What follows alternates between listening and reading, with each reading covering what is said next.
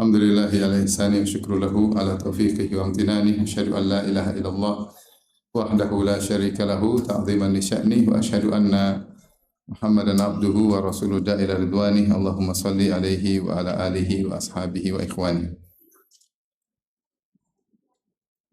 Hadirin dan hadirat yang dirahmati Allah Subhanahu wa taala. Pada kesempatan bahagia ini kita akan bahas tentang bagaimana sulitnya menjaga pahala amal ya. Tentunya kita tahu bersama bahwasanya kita dituntut untuk beribadah kepada Allah. Tujuan kita diciptakan tidak lain untuk beribadah kepada Allah, dan ibadah adalah amal saleh. Maka segala kegiatan yang tidak ada ibadahnya maka hanyalah kerugian bagi kita pada hari akhirat kelak. Maka seorang berusaha untuk mengoptimalkan seluruh aktivitasnya sebagai bentuk amal saleh, ibadah kepada Allah. Karena di akhirat Allah Subhanahu wa taala akan menentukan level-level penghuni surga berdasarkan amal. Sebagaimana Ibnu Qayyim berkata, "Dukhulul jannah bi rahmatillah wan najatu minan nar bi maghfiratillah wa iktisamul manazil wad darajat bil a'mal." Masuk surga dengan rahmat dari Allah Subhanahu wa taala, selamat dari neraka karena ampunan Allah Subhanahu wa taala. Adapun derajat-derajat dan level-level di surga berdasarkan amalan-amalan. Kata Allah Subhanahu wa taala, "Wa likullin darajatun mimma amilu." Maka masing-masing mendapatkan derajat sesuai dengan amal yang dia lakukan. Dan sebagaimana telah dijelaskan pada kajian-kajian yang lain bahwasanya level di akhirat kelak sangat banyak ya, sangat banyak. Allah mengatakan, "Kullan numiddu haula'i wa haula'i min ata'i rabbik wa ma kana ata'u rabbika mahdzura unzur kaifa faddalna ba'dahum 'ala ba'd walal akhiratu akbaru darajati wa akbaru tafdhila." Dalam surat Al-Isra kata Allah, lihatlah kami berikan dunia kepada mereka dan kepada mereka. Itu kepada orang beriman Allah kasih dunia, kepada orang kafir juga Allah kasih dunia. Unzur kaifa faddalna ba'dahum 'ala ba'd. Lihatlah di dunia kita bisa melihat bagaimana level-level ekonomi manusia. Ada yang sangat kaya, ada yang sok kaya, ada yang baru kaya, ada yang merasa kaya ya. Ya, dan banyak macam-macam. Jadi level di dunia ini kekayaan berlevel-level. Kata Allah Subhanahu wa taala, "Walal akhiratu akbaru darajatin wa akbaru tafdhila." Di akhirat lebih lagi derajatnya lebih banyak lagi. Karena Allah sangat detail. Allah sangat detail ketika membagi level para penghuni surga. Dan ini konsekuensi dari keadilan Allah Subhanahu wa taala. Allah tidak akan menyamakan yang satu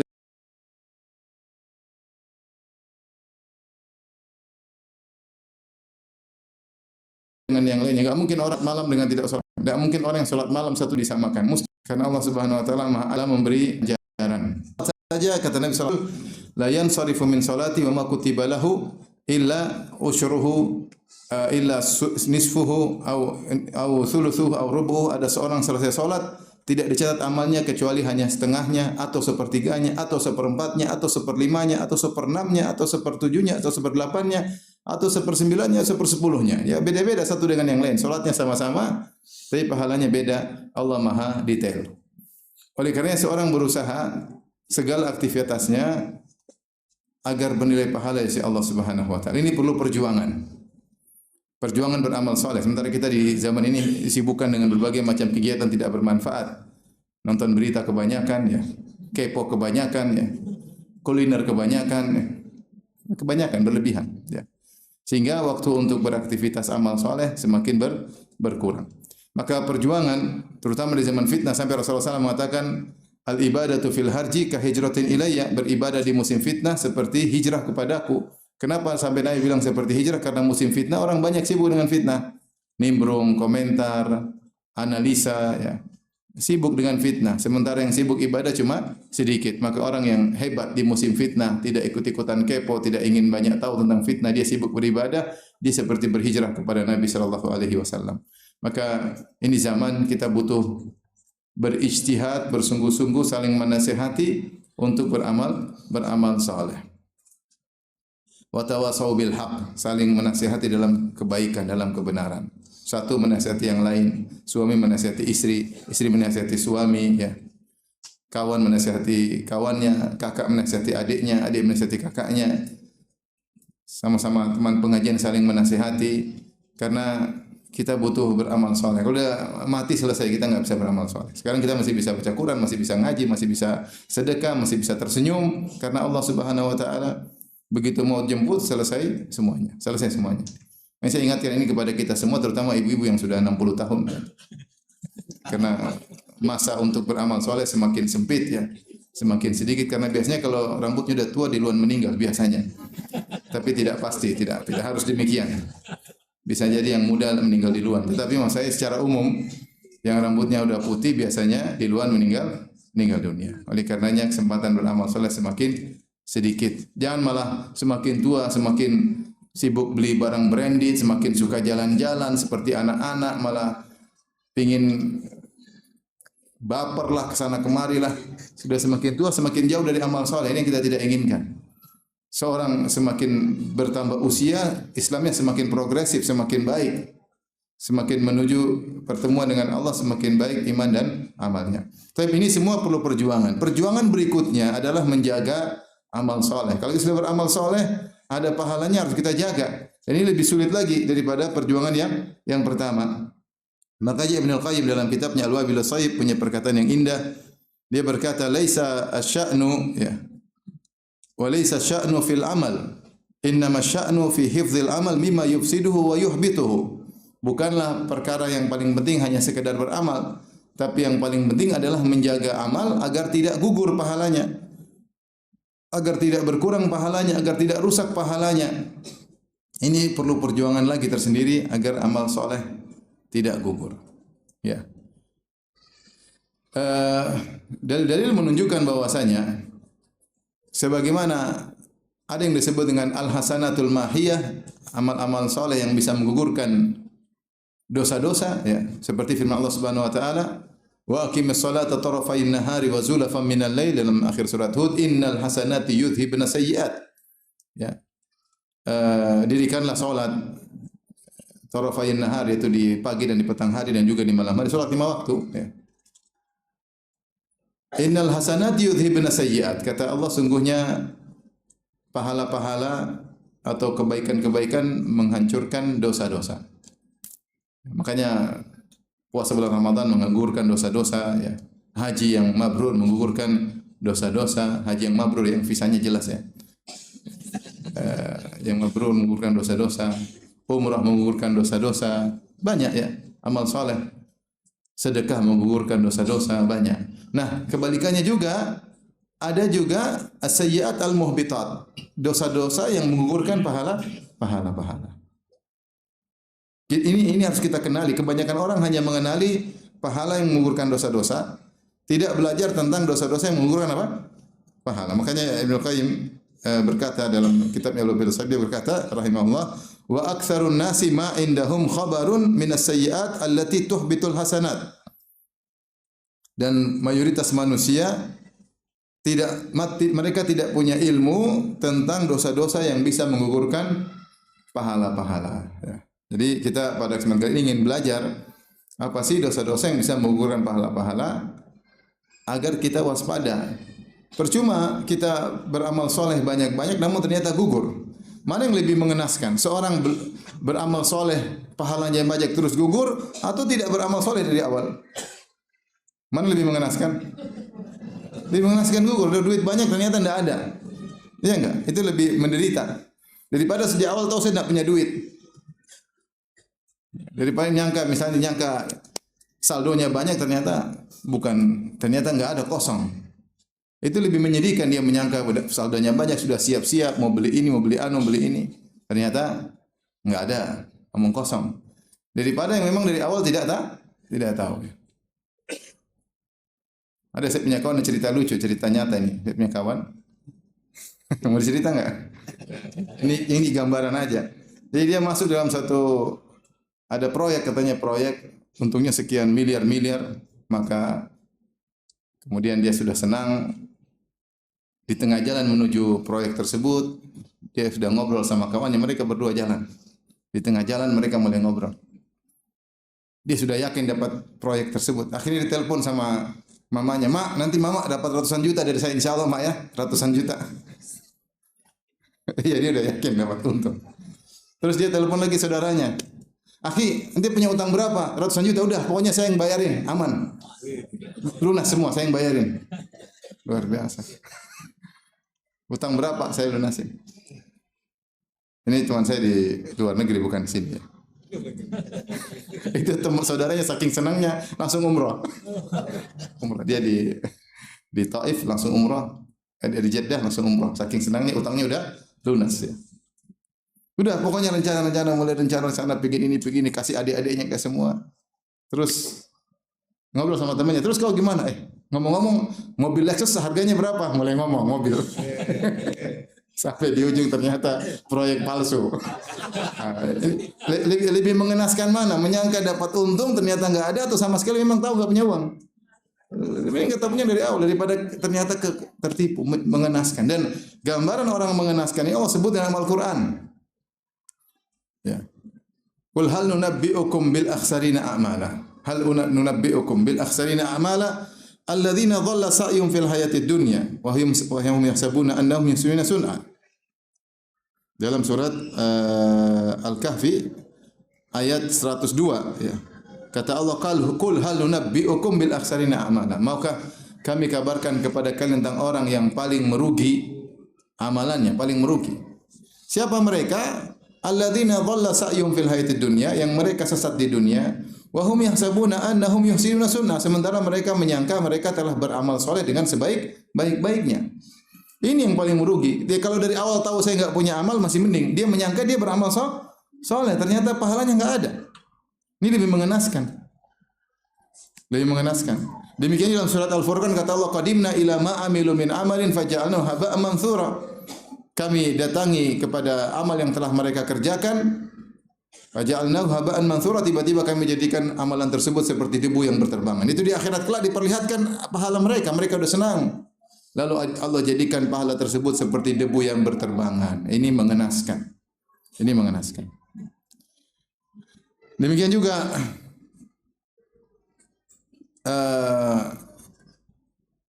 dalam surat Hud kata Allah Subhanahu wa taala ya tentang orang-orang yang beramal saleh dengan niat dunia. Man kana yuridul hayatad dunya wa zinataha nuwaffi ilaihim a'malahum fiha wa hum fiha la yubkhasun. Ulaika alladziina laysa lahum fil akhirati illa an-nar wa habita ma sana'u fiha wa batilu ma kanu ya'malun.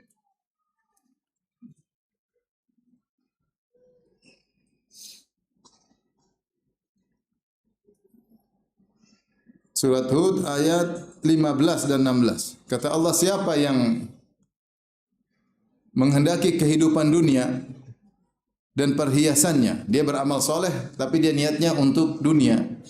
Apakah ada orang seperti itu? Ada. Makanya Allah ingatkan, ada orang beramal soleh karena mencari akhirat, ada orang beramal soleh untuk mencari apa?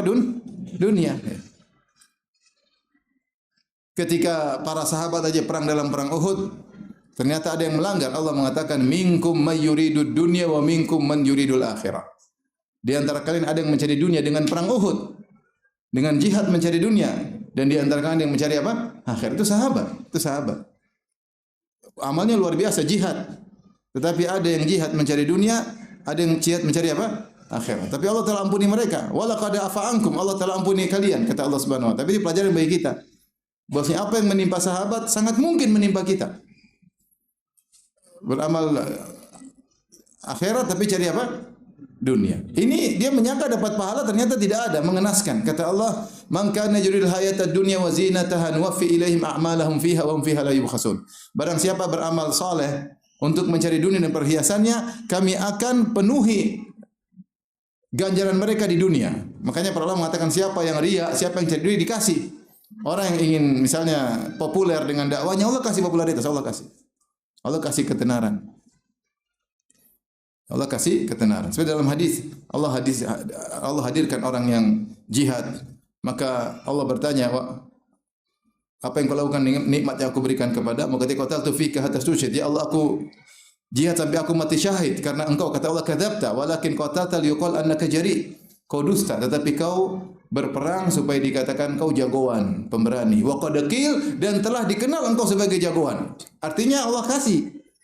Dia ini waktu di dunia berjihad untuk popularitas. Allah kasih enggak? Kasih. Kata Allah, "Nuwaffi ilaihim a'malahum fiha wa hum la yubkhasun." Kami penuhi amalan mereka di dunia dan tidak dikurangi. Dia terkenal, followernya banyak. Mungkin apakah orang followernya banyak berarti selamat di akhirat? Belum tentu. Bisa jadi itu adalah niat dunia yang Allah berikan kepadanya ketika di dunia. Tidak ada jaminan. Dia ingin populer, dia ingin dihormati, dia ingin disanjung-sanjung, dia ingin dipuji-puji. Allah kasih. Orang dia Allah kasih. Ada yang dikasih, ada yang enggak dikasih. Sudah berusaha ria enggak dapat-dapat juga ada. Tapi secara umum sebagian orang Allah kasih benar populer, terkenal, dihormati orang. Kata Allah Subhanahu wa taala, "Wa hum fiha la yubkhasun." Mereka di dunia tidak akan dirugikan. Ulaikal ladzina laisa lahum fil akhirati illa an-nar. Mereka di akhirat tidak mendapatkan apa kecuali neraka. Wa habita ma sana'u fiha. Dan gugur semua amal yang mereka kerjakan selama di dunia. Subhanallah. Gugur, ini mengenaskan. Wa batilu ma kanu ya'malun, dan sia-sialah apa yang telah mereka kerjakan. Amal saleh mereka kerjakan sia-sia. Ini mengenaskan. Sebenarnya dalam hadis riwayat Bukhari, Rasulullah SAW bersabda, "Man samma Allahu bih, wa man yura'illahu bih." Siapa yang sum'ah memperdengarkan amal solehnya, cerita sana cerita sini, Allah akan permalukan dia di akhirat. Dan siapa yang menampak-nampakkan amal soleh di dunia, Allah akan ria, Allah akan permalukan di akhirat. Kata para ulama di antara tafsirnya, yaitu orang yang salat karena ria, orang yang umroh karena ria, orang yang haji karena ria, orang yang dakwah karena ria, orang yang belajar ilmu karena ria, orang yang qori karena ria, orang sedekah karena ria. Maka pada hari kiamat Allah tampakkan pahala-pahalanya. Mereka sudah lihat. Mereka sudah senang. Tiba-tiba Allah permalukan mereka. Allah hancurkan pahala-pahala tersebut. Dan ini lebih mengenaskan daripada sejak awal tahu tidak punya amal soleh. Maka ikhwan dan akhwat rahmatullah subhanahu wa ta'ala, benar bahwasanya beramal soleh perlu perjuangan, maka lebih lagi perjuangan adalah menjaga agar pahala amal soleh tersebut tidak gugur. Maka pada kesempatan kali ini kita akan sama-sama belajar apa saja perkara-perkara yang bisa menggugurkan amal soleh agar kita waspada, agar amal soleh kita terjaga dan kita melihat hasilnya pada hari kiamat kelak. Tapi ketahuilah bahwasanya penggugur amal soleh ya bisa ditinjau dari dua tinjauan. Tinjauan pertama, dia penggugur seluruh amal soleh dan penggugur sebagian amal soleh. Ada yang menggugurkan amal soleh seluruhnya dan ada yang menggugurkan hanya sebagian amal soleh. Adapun yang menggugurkan amal soleh seluruhnya adalah syirik ataupun kekufuran. Syirik ataupun kekufuran. Siapa yang melakukan syirik akbar, maka amal solehnya gugur. Allah Subhanahu wa taala berfirman, "Walau asyraku la habita anhum ma kanu ya'malun." Kata Allah, kalau para nabi berbuat syirik, maka akan gugur amal mereka. Dalam ayat yang lain dalam surat Az-Zumar, wa laqad uhiya ilaika wa ilal ladzina min qablik la in asyrakta la yahbatanna amaluka wa la takunanna minal khasirin. Dan telah diwahyukan kepada engkau wahai Muhammad dan diwahyukan kepada nabi-nabi sebelum engkau, la in asyrakta, kalau engkau melakukan syirik, itu wahai Nuh, wahai Musa, wahai Harun, ya, wahai Ibrahim, wahai Ismail, semuanya, kalau engkau melakukan kesyirikan, la yahbatanna amaluk, sungguh-sungguh benar-benar amalmu akan gugur. Wala takunanna minal khasirin, dan benar-benar engkau termasuk orang-orang yang merugi, masuk neraka jahanam. Siapa yang melakukan syirik akbar seperti berminta-minta kepada mayat-mayat, berdoa kepada mayat-mayat, berdoa kepada wali-wali, minta pertolongan kepada ya Abdul Qadir Jailani, tolonglah aku, ya Sayyidil Badawi, ya mudahkanlah anak bagiku, sudah nikah lama enggak punya anak, ya Mbah, saya sudah 10 tahun nikah enggak punya anak. Mbah bilang saya juga dulu mandul, tahu enggak? Minta-minta kepada mayat-mayat, percaya kepada dukun, melakukan sihir, praktek sihir, pergi kepada dukun supaya nyihir orang, ya, jatuh cinta, cintanya ditolak, dukun bertindak, syirik semua ini. Ini membatalkan seluruh amal soleh. Menyembelih kepada jin, bangun rumah, takut diganggu oleh jin, maka potong kepala kebo, kemudian darahnya ditumpahkan ke tanah agar tidak diganggu, ini syirik akbar. Syirik akbar. Maka siapa yang melakukan hal ini, amalnya gugur seluruhnya, bukan sebagian, seluruhnya gugur. Demikian juga kekufuran. Wa may yakfur bil imani faqad habita amalu. Kata Allah Subhanahu wa taala, siapa yang kufur kepada keimanan, maka telah gugur amalnya. Amal gugur semua. Seperti apa? Mencaci maki Allah, mencaci maki Rasulullah sallallahu alaihi wasallam, mengejek syariat Islam. Apa itu jilbab? Apa itu jenggot? Apa itu cadar? Ini mencaci maki syariat Allah. Allah kasih syariat kemudian hina-hina. Orang liberal banyak seperti itu. Apa itu hukum had? Apa itu warisan kok laki 2 perempuan 1? Apa itu poligami? Ngejek-ngejek syariat Allah Subhanahu wa taala. Ini gugur amal. Dzalika bi annahum karihu ma anzalallahu fahbata amalahum ya. Karena mereka benci dengan apa yang Allah turunkan, maka amal mereka dihapus oleh Allah Subhanahu wa taala.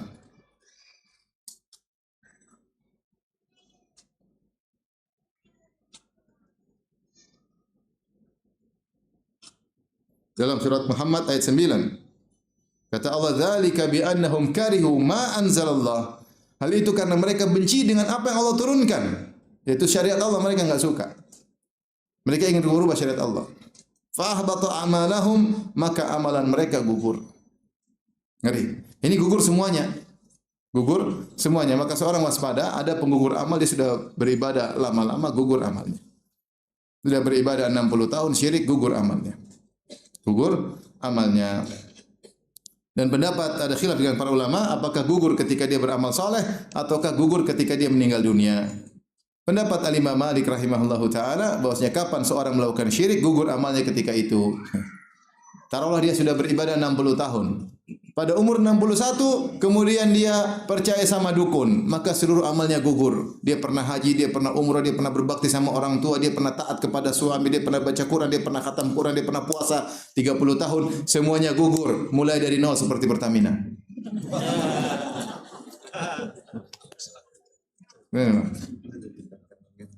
Ngeri. Ini pendapat siapa? Imam Malik. Kalau Imam Syafi'i enggak, Imam Syafi'i gugur kalau dia meninggal tidak bertobat. Lebih ringan daripada Imam Malik. Kata Imam Malik, kalau dia ternyata tobat dari sudah syirik kemudian tobat, harus haji ulang. Karena haji yang kemarin tidak ada nilainya lagi. Harus ulangi haji lagi. Ngeri. Maka hati-hati jangan sampai terjerumus pada dosa-dosa yang menggugurkan seluruh amal, yaitu syirik maupun kekufuran. Dan banyak tersebar orang yang pemahaman liberal, banyak yang merupakan kufur kepada Allah Subhanahu wa taala. Tapi yang kedua, ada dosa-dosa yang menggugurkan hanya sebagian amal, tidak seluruhnya. Hanya sebagian amal ya. Ini dosa-dosa selain syirik dan kekufuran. Hanya sebagian amal yang dia gugurkan ya. Seperti perkataan riba, ya.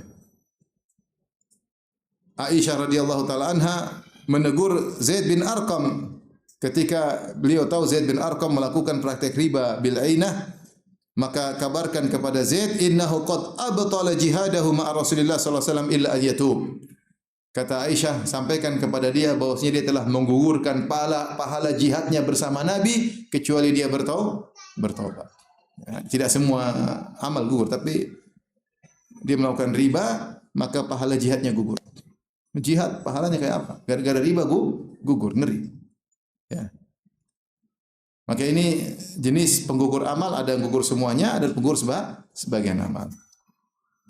Tapi ini tinjauan pertama. Tinjauan kedua, penggugur amal bisa kita tinjau juga. Ya. Yaitu pertama menggugurkan amal dari awal, yaitu amal tidak diterima karena bercampur dengan penggugur amal ini. Itu seperti syirik kecil. Kalau orang melakukan amal soleh karena riya, maka sejak awal pahalanya enggak ada. Sejak awal pahalanya sudah tidak ada karena sejak awal dia sudah berniat apa? Riya. Ya. Dia dakwah riya, maka sejak awal pahala dakwahnya enggak ada. Dia bangun masjid riya, supaya orang tahu saya bangun masjid. Ya, kemudian dia riya, dia publish, dia pengin orang tahu semua. Niatnya supaya dipuji. Maka sejak awal dia tidak punya pahala. Ini penggugur awal sejak awal. Dan ada penggugur awal yang belakangan pahalanya sudah ada terus gugur. Nah, ini yang bahaya juga. Dia tadinya ikhlas, paham? Ikhlas terus dapat pahala. Kalau tadi riya sejak awal pahalanya sudah enggak ada. Enggak, ini sekarang dia ikhlas, kemudian dia punya pahala, ternyata pahalanya gugur. Pahalanya gugur ini tadi bisa jadi gugur semuanya karena syirik akbar maupun kufur. Bisa jadi gugur hanya pahala tersebut jika ada sebab-sebab yang membuat dia gugur. Contohnya seperti alman wal adha. Alman wal adha yaitu setelah dia sedekah 5 tahun kemudian dia ungkit-ungkit, kamu yang dulu saya bantu kan? Kamu dulu kan yang susah, miskin dulu saya yang jadikan kamu kaya ya. Saya mudahkan kamu kaya. Ya. Kamu dulu kurus kerempeng, sekarang jadi gembrot kan? Dulu saya yang traktir terus misalnya. Jadi dia ngungkit-ngungkit, ini gugur. Tadinya padahal sudah ada pahalanya. Jadi gugur. Ini gugur seluruhnya tapi cuma amal tersebut, amal terkait. Paham? Gugur seluruhnya tapi amal terkait dengan sedekah tadi yang dia ungkit-ungkit. Paham? Bisa jadi gugur, bisa jadi tidak gugur seluruhnya, gugur sebagian pahala. Gugur sebagian pahala. Gugur sebagian pahala seperti apa? Seperti tadinya dia beramal soleh, dia sembunyikan, kemudian dia ceritakan. Sama-sama ikhlas. Pahala amal soleh yang disembunyikan lebih afdal daripada yang diceritakan. Allah mengatakan, ya, in tubdu shadaqati fa ni'mahi. Kalau kalian menampakkan sedekah maka itu baik. Wa in tukhfuha wa tu'tuha al-fuqara fa huwa khairul lakum. Tapi kalau kalian sembunyikan dan kalian berikan kepada fakir miskin diam-diam, maka itu lebih baik daripada yang kalian tampakkan. Jadi intinya amal soleh yang disembunyikan lebih afdal daripada yang ditampakkan. Rasulullah bersabda, "Man istata'a minkum an yakuna lahu khabi'un min amalin soleh falyaf'al." Siapa di antara kalian yang mampu punya amal soleh yang disembunyikan, maka lakukan. Itu berusaha, tidak ada yang tahu kecuali siapa? Allah. Dia sudah beramal soleh 30 tahun yang lalu, disembunyikan, enggak ada yang tahu kecuali Allah. Kemudian ada satu saat dia cerita. Dia cerita bukan karena riya, tapi ya cerita, ya mungkin cerita aja, ya mungkin lagi ngobrol-ngobrol. Akhirnya, oh kamu loh yang dulu ini ya. Oh iya, saya dulu yang dia cerita akhirnya. Ketika dia cerita kata Ibnu Qayyim rahimahullahu taala, maka amalnya berubah dari pahala yang tinggi, pahala amal tersembunyi, turun menjadi pahalanya lebih sedikit, yaitu amal yang ketahuan. Ini masih ikhlas. Kalau ternyata dia cerita lagi karena riya, maka hilang. Saya bacakan kata Ibnu Qayyim dalam Wabil Sayyib halaman 22. Wa qad jaa'a fi atharin ma'ruf, telah datang dalam athar yang ma'ruf, innal abda la ya'malul amala sirran lillah la yattali'u alaihi ahadun illa Allah taala. Sungguhnya seorang hamba melakukan suatu amalan sirran, diam-diam, karena Allah, ikhlas. Tidak ada yang tahu kecuali hanya Allah Subhanahu wa taala. Tidak ada yang tahu, temannya enggak tahu, istrinya enggak tahu, atau suaminya tidak tahu, kakaknya enggak tahu, adiknya enggak tahu. Enggak ada yang tahu. Yang tahu cuma siapa? Allah. Fa yatahaddatsu bihi, maka dia pun cerita setelah itu. Dia publish, entah dia cerita masa lalunya. Karena ikut podcast cerita macam-macam. Bahaya. Cerita. Dia ikut podcast cerita, saya dulu begini. Dia ikhlas, bukan riya, tapi dia cerita akhirnya. Fayantakhilu min diwani sirri ila diwanil alaniyah. Maka berubahlah catatan amal yang tadi dicatat di buku catatan amal tersembunyi berpindah kepada buku catatan amal yang kelihatan atau yang ketahuan. Ini pahalanya berkurang. Tsumma yasiru fi dzalika diwan al hasabil alaniyah. Maka kemudian berubah pahalanya jadi berkurang. Kemudian kata Ibnu Qayyim, fa in tahaddatsa bihi li sum'a wa talabil jahi wal manzila inda ghairillahi ta'ala abtalahu. Kalau ternyata dia cerita lagi, kali ini ceritanya bukan untuk apa-apa tapi untuk riya, supaya orang akui dia. Talabul manzilah. Riya itu apa? Menampakkan amal saleh, atau sum'a itu menampakkan amal saleh, bercerita talabul manzilah fi qulubin nas, supaya orang akui. Maka cerita, "Oh iya, saya dulu begini. Orang sampai, oh ya Masya Allah, sampai nangis, orang nangis. Tapi cerita, oh sudah. Sekarang dia cerita untuk diakui. Ketika dia cerita untuk diakui, tadinya catatan amal tersembunyi, jadi amal kelihatan, jadi amal yang riya, hilang. Jadi hilang. Ngeri. Palingan seorang waspada, ya, jangan sampai amalnya gugur. Jadi kita ulangi, ada amal yang gugur sejak awal karena niatnya enggak benar, ada yang amal berkurang pahalanya, ada yang amal gugur belakangan. Faham Ibu? Semua harus kita waspadai. Semua harus kita waspadai. Taib. Sekarang kita bahas apa saja yang bisa menggugurkan amal, menggugurkan pahala agar kita waspada. Ya. Tadi yang pertama sudah kita singgung, ya, menggugurkan amal secara total. Ini bagian pertama. Menggugurkan amal secara total tadi apa, Bu? Syirik sama kufur. Syirik sama kufur. Syirik itu beribadah kepada selain Allah. Kufur itu banyak, ya. Mencaci maki Allah, mencaci maki Nabi, merendahkan Nabi, menghina Al-Quran, menghina syariat Allah, benci terhadap syariat Allah, membunuh Nabi, ini semua ada kekufuran. Ini ada semua kekufuran. Itu amalnya gugur seluruhnya. Yang kedua, di antara yang menggugurkan amal yang dicampurinya saja, tidak seluruh amal, adalah syirik kecil. Syirik apa? Kecil, riya.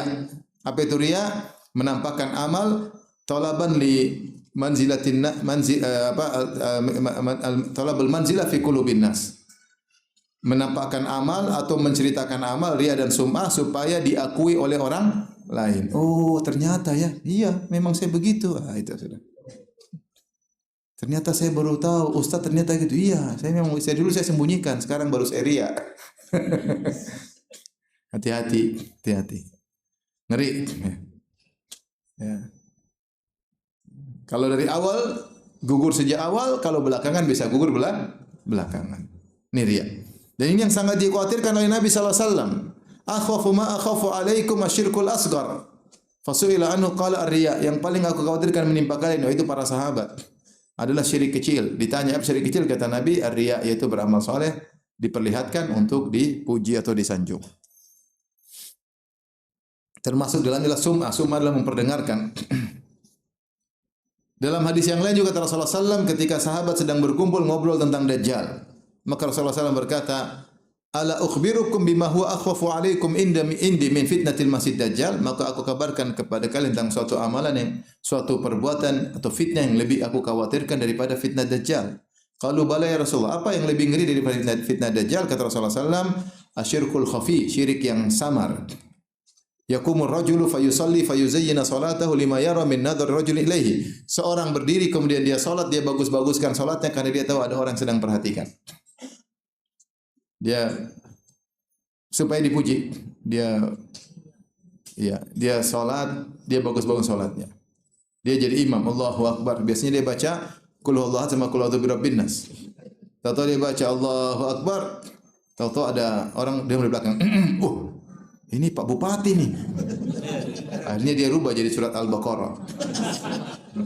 Supaya dipuji oleh Pak Bupati. Kalau ganti Al-Baqarah, Pak Bupati dalam batuk-batuk. Jadi dia sengaja, ya. Ketika dia pengajian, dia tahu ada pejabat hadir, dia tambah banyak gaya. Dalil-dalilnya keluar semua. Biasanya dalil cuma 1 2, dalil 10 sekarang keluar. Supaya orang tahu. Dia sebut hadis dengan sanad-sanadnya, supaya pejabatnya terpukau. Biasanya tidak begitu. Ini namanya dia menghiasi amal untuk dipuji. Ngeri atau tidak, Ibu? Ngeri. Ngeri.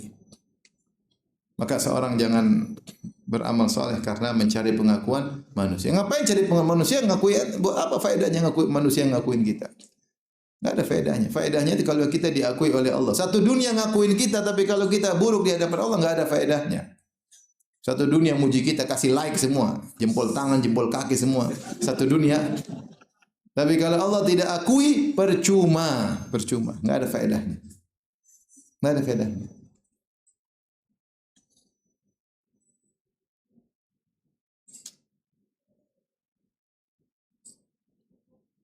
Nggak ada faedahnya. Maka seorang berusaha mencari ridha Allah Subhanahu wa taala. Dan Rasulullah mengatakan Rasulullah lebih khawatir daripada Dajjal. Kenapa? Karena Dajjal hanya muncul di akhir zaman. Adapun riya dan sum'ah muncul kapan-kapan saja. Seorang bisa tergoda untuk riya dan sum'ah kapan-kapan saja. Kapan-kapan saja. Saya ingatkan kepada yang ibu udah tua-tua itu jangan banyak cerita ya. Cerita dulu begini dulu khawatirnya riya. Kadang tidak riya, kadang-kadang sekedar untuk sharing atau untuk bersyukur kepada Allah karena perjuangan. Saya tahu ada yang seperti itu. Ya, tapi kalau bisa dia sembunyikan lebih baik.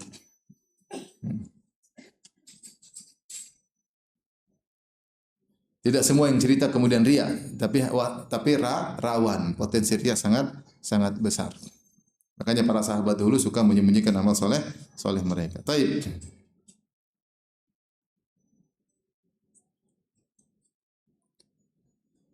Di antara yang bisa menggugurkan amal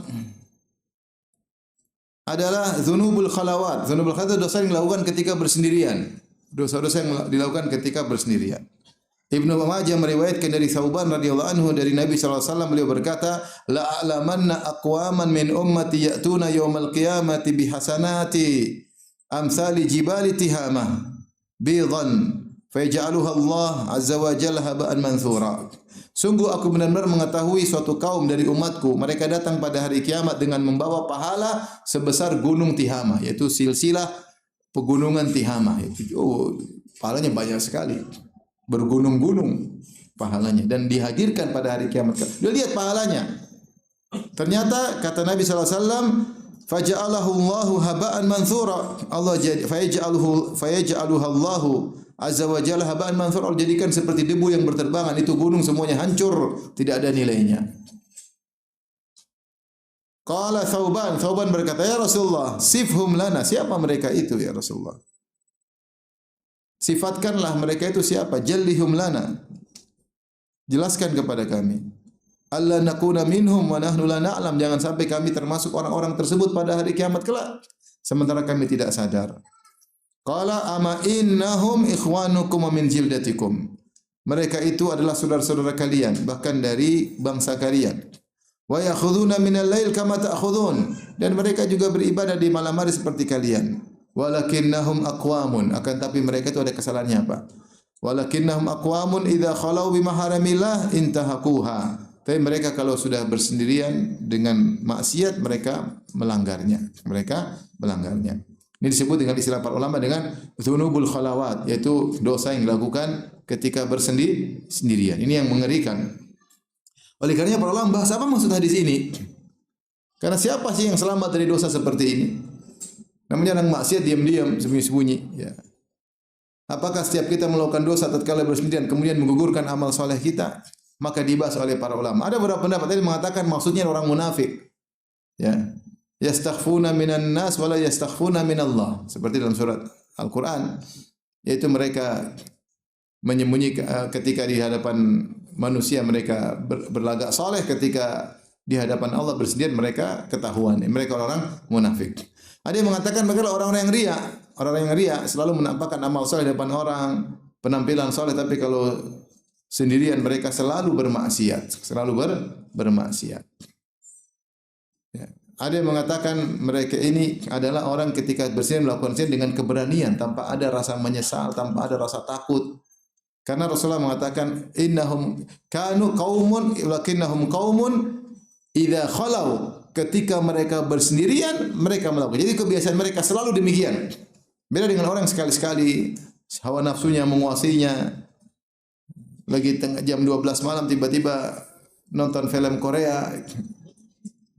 Satu hari ini aja, besok udah enggak lagi ya. Namanya hawa nafsunya menguasai dia. Kemudian dia bertobat kepada Allah. Ini berbeda. Yang dimaksud dengan hadis ini orang selalu demikian. Sehingga dia meremehkan apa, maksiat. Kalau orang enggak ada langsung dia maksiat. Orang enggak langsung maksiat. Entah dia minum khamar, entah dia narkoba, entah dia nonton yang tidak selalu demikian. Orang tidak ada, menunjukkan orang ini tidak benar. Dia melakukan maksiat dengan tidak ada rasa takut, tidak ada rasa penyesalan. Maka orang seperti ini kalau sampai pada derajat ini, amal dia gugur. Tapi intinya seorang berusaha kalau terjerumus dalam maksiat tatkala bersendirian segera bertaubat. Segera bertaubat kepada Allah Subhanahu wa taala. Kata Ibnu Qayyim rahimahullah, ajma'al arifun anna dzunubal khalawat hiya aslul intikasat Wa anna ta'ata sirhi aslus sabat. Para orang-orang yang ahli ma'rifah bersepakat bahwasanya dosa-dosa yang dilakukan dalam kesendirian itulah asal dari perubahan keterbalikan di kemudian hari. Jadi sekarang seolah nanti ternyata di ujungnya kok dia rusak. Biasanya dia rusak di ujungnya gara-gara dia selalu maksiat tatkala bersendirian. Ada sebabnya. Dan sebaliknya, orang bisa tegar kokoh, ya. Kok tetap saja tulus, tetap saja istiqamah. Sebabnya kata Ibnu Qayyim adalah ta'atus sir, ketika dia sering bertaat kepada Allah dalam kesendiriannya, enggak ada yang tahu. Ini menyebabkan Allah menjaga dia. Makanya di antara sebab istiqamah adalah seorang berusaha untuk terbiasa melakukan amalan soleh yang orang lain tidak tahu. Itu menunjukkan dia memang cari muka sama Allah, bukan cari muka sama manusia. Tatkala itu maka Allah sambut cari mukanya, maka Allah jaga dia. Dia sedekah diam-diam, dia baca Quran diam-diam, dia sholat malam diam-diam, ya.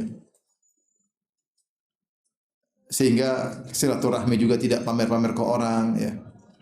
Baik sama istri juga tidak pamer-pamer ke orang. Ini baik sama istri pamer sana-sana. Ayo ajak istri kemana-mana live. Waktu ngomelin istri tidak live. Baik sama istri amal soleh bukan bapak-bapak? Amal soleh bukan untuk di live kan. Oleh karenanya seorang berusaha untuk beramal soleh tidak diketahui orang. Sekali-sekali ditampakkan sekedar untuk teladan sesekali. Kalau dia tidak perlu tampakkan, tinggal cerita saja tentang orang lain. Ngapain cerita dirinya?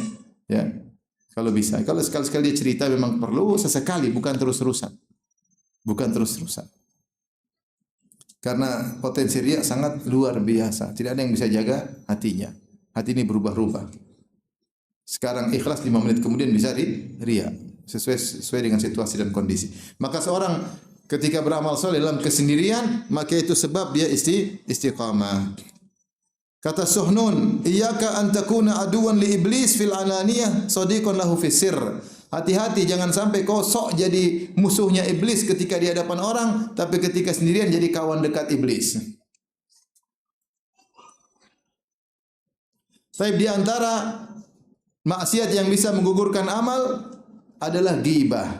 Apa ghibah, ya. Secara umum bukan cuma ghibah aja, secara umum kezaliman. Siapa berbuat zalim, maka dia akan bayar dengan amal saleh. Hati-hati. Jangan zalimi orang.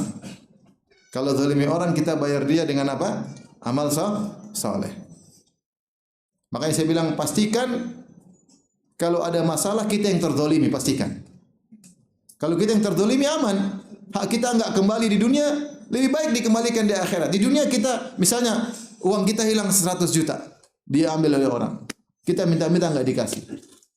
Secara hasrat pinginnya dikembalikan sekarang, tapi hakikatnya lebih baik dikembalikan di akhirat. Karena kalau kita dikembalikan 100 juta di dunia, ini paling apa? Buat makan, buat jajan, buat jalan-jalan, buat beli macam-macam, selesai habis. Tapi kalau 100 juta ini kembali di akhirat dalam bentuk pahala luar biasa. Atau dosa kita store sama dia. Maka memang benar bahwasanya kalau dizalimi itu mengenaskan, menyedihkan, tapi kalau secara perhitungan lebih baik di akhirat kita ambil hak kita daripada di dunia. Karena kita lagi butuh di akhirat. Dunia kita enggak begitu butuh. 100 juta enggak ada, kita masih bisa makan pecel lele, masih bisa makan tempe goreng, masih bisa gemuk alhamdulillah. Tanpa 100 juta tersebut. Tapi kalau di akhirat kita butuh pahala. Butuh atau tidak? Butuh. Rasulullah SAW bersabda, "Man kanat lahu madlamatun li akhihi." Siapa yang berbuat zalim kepada saudaranya, dia punya kezaliman kepada saudaranya. Min irdhihi aw syai', gara-gara dia menjatuhkan harga diri saudaranya atau suatu apapun. Baik terkait dengan darah, terkait dengan harta, karena kezaliman kembali kepada 3 hal. Terkait dengan darah, terkait dengan harta, terkait dengan harga diri. Makanya Rasulullah mengatakan ketika di Haji Wada, ya, dima'akum wa amwalakum wa aradakum haramun alaikum. Sungguhnya dima'akum, inna dima'akum, darah kalian, harta kalian, harga diri kalian haram, tidak boleh dilanggar.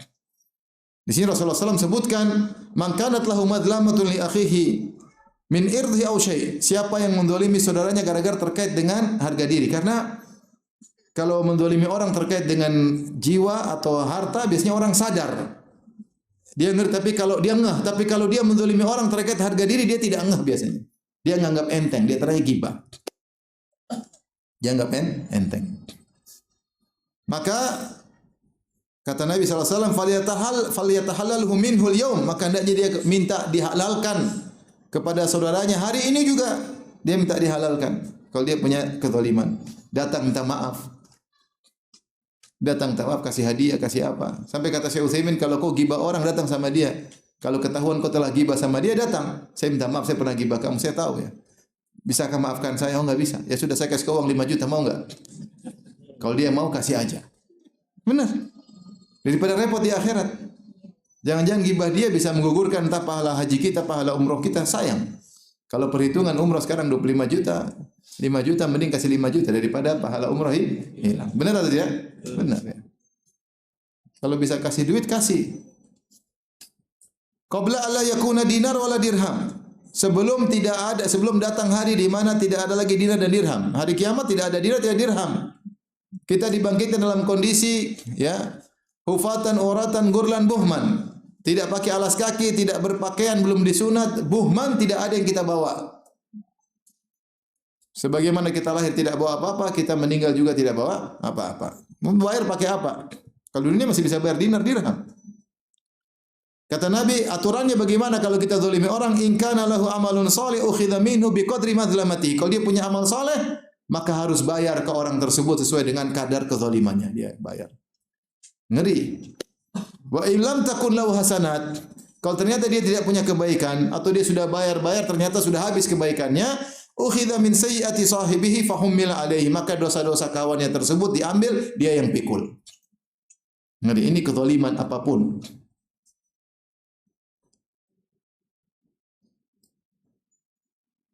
Apa kata Ibnu Qayyim rahimahullah taala? Wa innal abda la ya'ti yaumal qiyamati bihasanatin amsalil jibal. Sungguh seorang hamba datang pada hari kiamat membawa pahala sebesar gunung. Fayajidu lisanahu qad hadamaha alaihi kullaha. Dia dapati lisannya telah hancurkan seluruh pahala-pahala tersebut. Wa ya'ti bi sayyi'atin amsalil jibal. Sebaliknya dia datang membawa dosa-dosa sebesar gunung. Fayajidu lisanahu qad hadamaha min kathrati dzikrillah. Ternyata lisannya menghancurkan dosa-dosa sebesar gunung tersebut karena sering berzikir kepada Allah. Al-Ghazali menyebutkan ibarat orang tukang ghibah itu ibarat apa? Dia bangun istana besar, kemudian dia bom istana tersebut, hancurin satu-satu. Ghibah ini, maka berguguranlah istana tersebut. Istana pahala. Maka seorang jangan gugurkan pahalanya dengan berbuat zalim kepada orang lain. Ya. Makanya Rasulullah pernah berkata, "Atadruna manil muflis?" Tahukah kalian siapa orang yang bangkrut? Bangkrut itu apa? Punya harta terus hilang. Itu Rasulullah kasih gambaran. Tahukah kalian apa itu orang bangkrut? Sahabat berkata, "Al-muflisu fina man la dirham wala dinar wala mata." Orang bangkrut itu adalah orang yang kalau di kalangan kami ya Rasulullah tidak punya dinar, tidak punya emas, tidak punya perak, tidak punya aset. Kata Rasulullah, al-muflisu min ummati. Adapun orang bangkrut dari umatku, bukan dari agama lain, dari umatku, umat Islam. Man ya'ti yaumal qiyamah bi salatin wa zakatin wa sadaqah. Hari kiamat dia datang bawa pahala salat, pahala sedekah, pahala puasa. Wa ya'ti wa qad syatama hadza. Ternyata dia pernah caci maki si fulan. Dia merendahkan si fulan. Ya. Wa dharaba hadza, dia pernah mukul si fulan. Wa safaka dama hadza, dia pernah menumpahkan darah si fulan. Wa qadhafa hadza, dia pernah nuduh tidak benar kepada si fulan. Ya. Maka datanglah si ini ambil pahalanya, ambil pahala. Wa in faniyat hasanatuhu qabla an yuqdama alaihi. Kalau ternyata pahalanya sudah habis sebelum dia bayar dosa-dosanya kepada orang yang dia zalimi, ukhidat min sayyiatihim, maka dosa-dosa mereka diambil, faturihat alaihi, kemudian dipikulkan kepada dia, summa turiha finnar, kemudian dilemparkan ke neraka. Alhamdulillah. Ini gara-gara zalim. Hati-hati. Lisan tu jaga. Jangan asal nyerocos. Ya. Dan di antara lisan adalah komentar. Hati-hati. Komentar sama dengan lisan. Komentar di grup, komentar di medsos. Hati-hati. Pahala salat hilang, pahala zakat hilang, pahala sedekah hilang. Padahal itu amal-amal soleh yang menyebabkan masuk surga, tapi gara-gara lisannya tidak dia jaga. Maka jangan zalimi orang lain. Perhatikan ya, hidup ini jangan zalim. Dan potensi zalim biasanya kepada orang yang di bawah kita. Hati-hati zalim sama pembantu.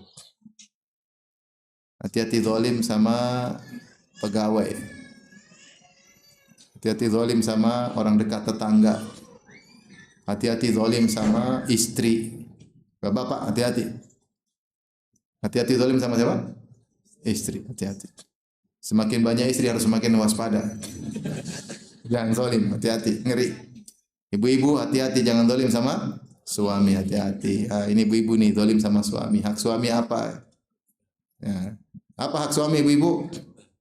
Coba sebutin. Enggak tahu.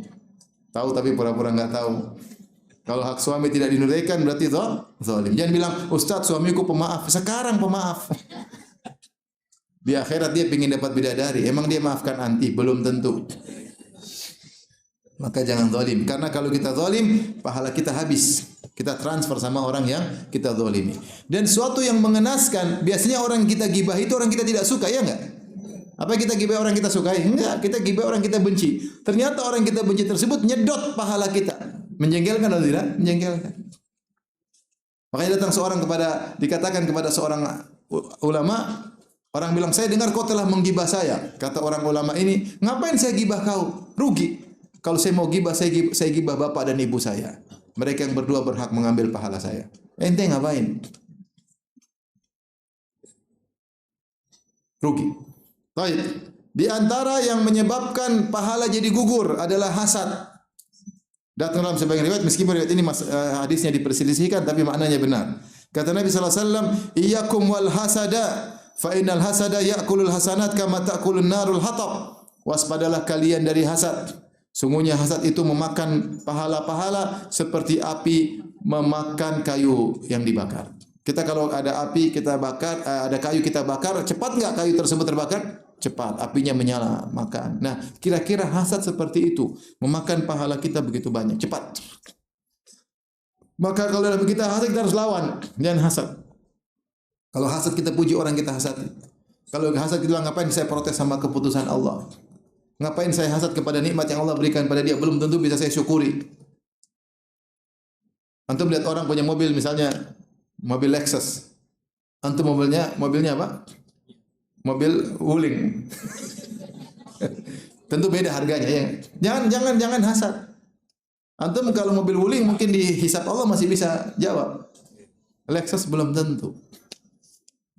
Benar enggak? Belum tentu. Antum kira syukuri nikmat itu gampang, syukuri nikmat itu tidak gampang. Dia punya rumah misalnya kecil, atau orang punya rumah sampai luas. Belum tentu antum bisa syukuri. Dia urusannya dengan Allah. Antum jangan hasad sama dia. Ada dai yang hadir cuma sedikit. Yang satu dai hadirnya ribuan banyak. Jangan dia hasad. Yang dai yang hadirnya ribuan hatinya belum tentu bisa ikhlas. Berat dia menghadapi apa? Fitnah popularitas. Berat dia menghadapi fitnah dunia. Berat dia menghadapi fitnah wanita. Ente wanita enggak ada, dunia enggak ada. Yang hadir cuma sedikit. Miskin. Ente hasad sama dia, belum tentu kalau Anda dalam posisi seperti dia bisa bersyukur kepada Allah. Maka hasad itu sebenarnya hakikatnya protes kepada keputusan Allah. Oleh karenanya, orang yang hasad itu sebenarnya siapa yang dia zalimi? Yang dia zalimi pertama dirinya sendiri. Dia menyakiti hatinya. Karena dia apa? Hasad. Ini kita, alhamdulillah, apa yang Allah kasih kita syukuri. Yang sekarang aja belum tentu bisa kita syukuri, apalagi kalau berlebihan daripada ini. Kapan Allah kasih tambahan, kita bersyukur lagi. Baik. Di antara tadi yang menggugurkan pahala, ya,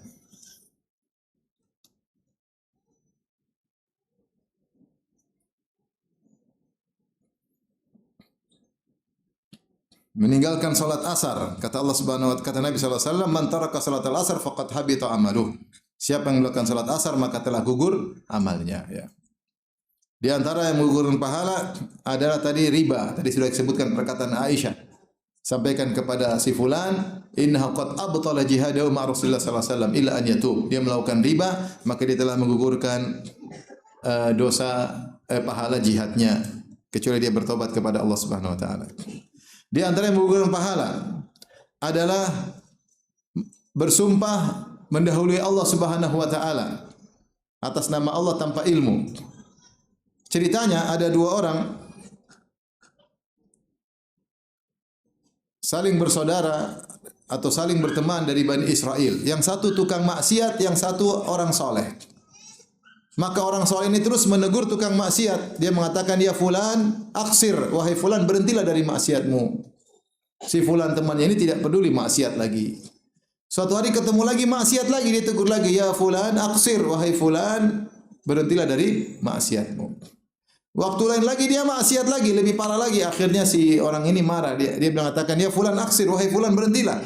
Yang ditegur juga merasa terganggu, ditegur terus. Maka dia ngomong, dia mengatakan, da'ni wa rabbi atau khallini wa rabbi. Biarkan aku dengan Tuhanku, ngapain kau sibuk-sibuk negur aku? Abu Itha alayya raqiba, emang kau diutus untuk ngawasin aku? Jadi ini jawaban juga menjengkelkan sebenarnya. Ente ngapain tegur-tegur saya? Emang ente ditugaskan sudah ada malaikat rakib atid, ngapain ente ngurusin saya? Gampangannya begitu. Maka orang ini emosi ketika ditegur demikian. Dia emosi ketika dia bilang, emang biarin urusan saya dengan Tuhan, ngapain urusan saya terus? Emang kau diutus Allah untuk menjadi pengawasku? Ini perkataan salah ya. Tapi orang ini akhirnya emosi, dia mengatakan, la yaghfirullahu laka. La yaghfirullahu lak. Allah tidak akan ampuni engkau. Kata dia, wallahi la yaghfirullahu lak. Demi Allah, Allah tidak akan ampuni engkau. Dia mengikuti perasaan dia. Menurut dia orang seperti ini, yang ditegur jawabnya seperti ini, tidak bakalan diampuni. Maka Allah wafatkan mereka berdua. Allah berkata, man dzalladzi yata'ala alayya alla aghfira li fulan. Siapa yang berani-berani bersumpah dengan namaku, aku tidak akan mengampuni si fulan. Dia telah bersumpah mendahului siapa? Allah. Seakan-akan rahmat Allah sempit. Seakan-akan Allah tidak akan mengampuni orang pelaku maksiat. Kata Allah, waqad ghafartu lahu wa ahbattu amalak. Aku telah ampuni orang tersebut dan aku gugurkan amalanmu. Orang ini amalnya gugur gara-gara berani nekat bersumpah mendahului siapa? Allah. Membatasi rahmat Allah yang luas. Dia bilang Allah tidak akan ampuni kamu. Gara-gara kamu begini-gini tidak akan diampuni, maka dia yang justru masuk neraka. Kata Abu Hurairah, takallama bi kalimatin au baqat dunyahu wa ukhrahu. Dia telah mengucapkan satu kata yang menghancurkan dunianya dan akhiratnya. Hati-hati. Jadi ngomong itu jangan sembarang. Makanya jadi kalau sama saudara, sama keluarga kita, kamu itu enggak bakalan dapat hidayah. Waduh, ngeri seperti itu. Ini kan mendahului siapa? Allah. Kalau kita bilang sepertinya sulit, tapi Allahu a'lam, itu boleh. Kalau seperti dia kayaknya sulit dapat hidayah. Tapi ya Allah yang lebih tahu. Tapi kalau enggak bakalan orang itu mendahului Allah namanya. Orang ini enggak bakalan insaf. Misalnya ini kan mendahului Allah. Tidak bakalan masuk surga, tidak bakalan ini, tidak bakalan ini, tidak mungkin diampuni. Nah, ini ngeri. Apalagi bersumpah ini mendahului Allah, ini bisa menggugurkan pahala karena lancang kalau bahasa kita. Apa namanya? Lancang atas nama Allah. Enggak boleh. Gara-gara emosional akhirnya mengatakan demikian. Tapi di antara mungkin yang terakhir membatalkan pahala adalah alman wal adha setelah bersedekah. Kata Allah Subhanahu wa taala, ya ayyuhalladzina amanu dalam surat Al-Baqarah 264, ya ayyuhalladzina amanu la tubtilu shadaqatikum bil manni wal adha. Wahai orang yang beriman, janganlah kalian batalkan sedekah kalian dengan mengungkit-ungkit dan menyakiti. Orang yang seperti ini seperti orang riya. Kata Allah, kalladzi yunfiqu malahu ria'an nas, seperti orang berinfak tapi riya. Jadi orang yang sedekah ikhlas tapi dia ungkit-ungkit dan menyakiti, maka seperti orang yang riya. Orang yang riya amalnya gugur enggak? Gugur. Maka orang yang bersedekah ikhlas tapi nyakiti dan ungkit juga pahalanya gugur. Dan nyakiti tersebut, ungkit tersebut tidak harus langsung, bisa jadi belakangan. Bisa jadi belakangan. Apa itu ngungkit? Ngungkit saya kan yang kasih kau begini, saya kan yang beginikan kamu, saya kan. Ini namanya ngungkit. Sehingga menyakiti hati orang yang disedekahi. Maka ketika itu sedekah dia gugur. Itu namanya ngungkit-ngungkit. Merasa saya gini. Mungkin dia cerita kepada orang lain, oh saya yang bantu dia. Akhirnya sampai ke orang tersebut. Orang tersebut merasa terhina enggak? Terhina. Itu namanya ngungkit-ngungkit. Bisa langsung ke depan dia, bisa langsung melalui orang lain, akhirnya sampai kepada orang tersebut. Hati-hati. Hati-hati, jaga sedekah kita. Terkadang Allah menguji kita dengan orang yang kita bantu ternyata berbuat buruk sama kita. Jaga diri, jaga. Enggak usah kita ungkit-ungkit. Sebagian ulama membolehkan kalau kita dalam rangka nasihati dia. Bukan untuk mentang-mentang di hadapan dia, enggak. Misalnya dia nyakiti kita, dia enggak, kita bilangnya akhi, saya tidak seperti yang kau duga. Jangan kau duga saya suudzon sama kamu, jangan duga saya ini benci sama kamu. Bukankah dulu saya yang membantu kamu pertama kali? Nah, seperti ini sebenarnya membolehkan, tapi saya tidak anjurkan. Jadi kita ungkit dalam rangka bukan untuk menyakiti hatinya, tapi untuk apa? Mengingatkan atau menepis tuduhan yang dia tuduhan kepada kita. Seperti ini mudah-mudahan boleh. Sampai kata para ulama sebenarnya mengatakan boleh kalau suami sama istri, boleh. Karena istri sering lupa. Bukan dalam rangka menyakiti hatinya, tapi untuk mengingatkan dia agar dia tidak terjerumus dalam neraka jahanam. Sebagaimana orang tua kepada anak juga boleh. Bahkan bukan orang tua yang nunggu, Allah langsung yang ungkit-ungkit dalam Al-Quran. Bagaimana peran ibu yang sering dilupakan oleh seorang anak.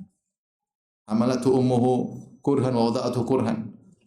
Hamalatu ummuhu wahnan ala wahnin. Ibunya mengandung dalam kondisi susah, melahirkan dalam kondisi susah. Kelemahan yang bertumpuk-tumpuk, bertambah-tambah. Ya, wa fisaluhu fi amain, menyusunya selama 2 tahun, menggendongnya. Ini semua anak lupa. Allah langsung sebutkan dalam Al-Quran. Tapi kalau bisa tidak diungkit lebih baik. Tapi kalau diungkit untuk menyakiti hati, itu langsung gugur. Saya ulangi ya. Jangan kita ungkit-ungkit. Kalau terpaksa untuk mengungkit, kalau terpaksa, itu bukan dalam rangka menyakiti hatinya, tapi untuk apa? Menegurnya atau menasihatinya. Tapi kalau bisa tidak ungkit lebih baik. Kita berbaik sama orang 10 tahun, kemudian dia khianat, ya sudah, biarin aja. Nggak usah kita bilang, saya 10 tahun bantu kau sekarang. Nggak usah. Khawatir pahala sedekah kita gugur.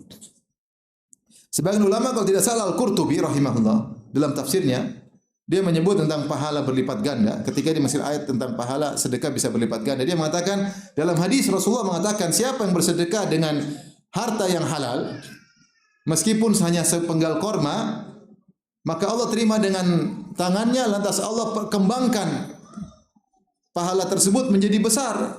Kama yurabbi ahadum fuluwahu sebagaimana seorang dari kalian ngurusi kudanya. Orang Arab dahulu kalau sama kuda dia perhatian, lebih daripada onta. Kalau onta dibiarin saja bisa hidup.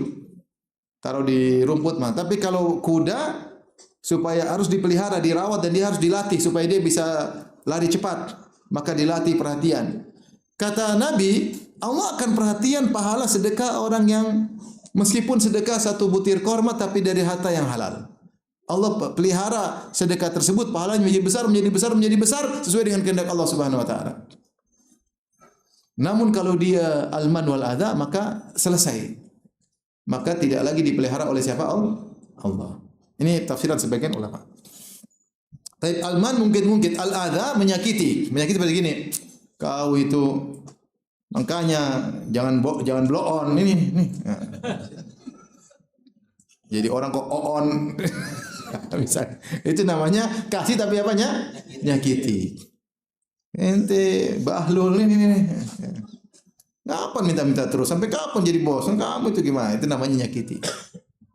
Kata Allah, qaulun ma'rufun khairun min shadaqatin yatba'uha adza. Mending kau enggak kasih tapi ngomong baik, aduh saya enggak ada duit, daripada kau kasih tapi ngomong yang menyakiti. Ini juga menggugurkan apa? Pahala sedekah. Baik, demikian saja Bapak dan Ibu yang dirahmati Allah Subhanahu wa taala. Ya. Tentunya ada pembatal yang lain seperti bid'ah, namanya bid'ah membatalkan amal sejak awal. Sebagaimana riya membatalkan amal sejak awal ya. Dan bid'ah banyak sekali jenisnya ya. Adapun sisanya tadi sudah kita singgung ya. Kekufuran juga banyak jenisnya, ini juga membatalkan amal. Maka seorang berusaha menghindar dari semua penggugur amal solehnya agar dia ketika di hari kiamat kelak mendapati pahalanya sempurna di sisi Allah Subhanahu wa taala. Wallahu taala alam bisawab.